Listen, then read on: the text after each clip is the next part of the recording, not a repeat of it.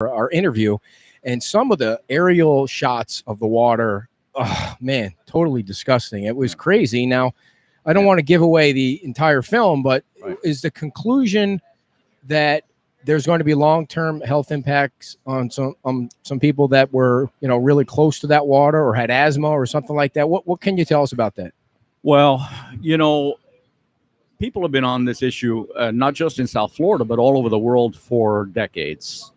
Because these harmful algae blooms are not just a Florida phenomenon. They've been going on in the Baltic, in Australia, in England, across the U.S. The Lake Erie's had tremendous problems.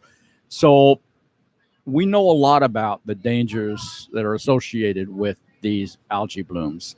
We know it's almost indisputable that exposure to cyanobacteria, particularly cyanocystin and the BMAA contained in cyanobacteria, is almost indisputably linked to neurodegenerative disease. And there's people like Paul Cox, who will be with us on Monday, a legendary research scientist, started figuring this out 30 years ago. I don't know if anybody saw a movie called Toxic Puzzle. That's basically about his research on this issue. We also have Walter Bradley, Dr. Walter Bradley, chair of the neurology department at University of Miami.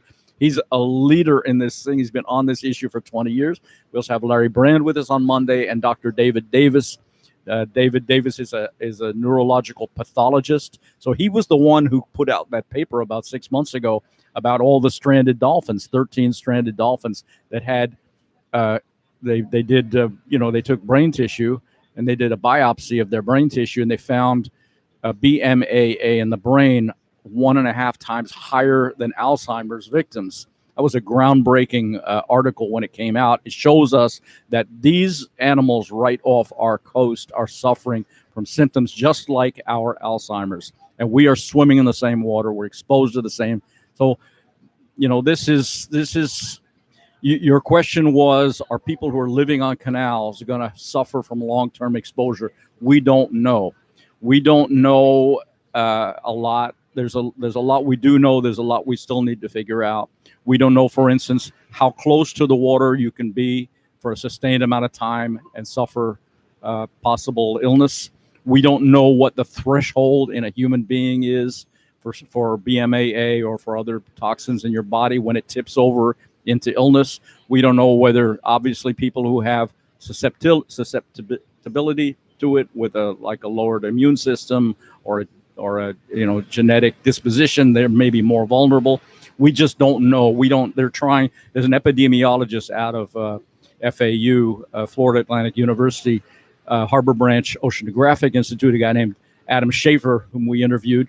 He did some tests in Stewart and in Fort Myers last year. We hosted him in Fort Myers, where he did nasal swabs, urine tests, blood tests to see if people were testing positive for cyanobacteria. Basically, everybody tested positive for cyanobacteria. So it's in our systems. We just don't know what level of contamination would tip over or is likely to provoke any kind of illness. We don't know that yet. And sorry, that got really wonky. I'm sorry. No. It's good information.